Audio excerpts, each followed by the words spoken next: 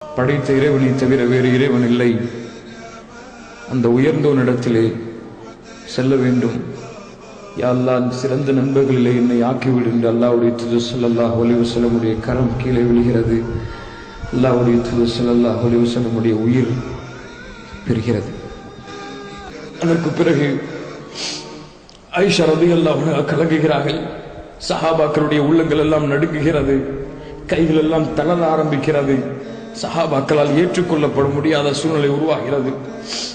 ரசூலுல்லாஹி ஸல்லல்லாஹு அலைஹி வஸல்லமுடைய மரண செய்தியை பார்த்து ஃபாத்திமா கதறி அழுகிறார்கள். என் தந்தையே சென்று விட்டீர்களே, தந்தையே சென்று விட்டீர்களே.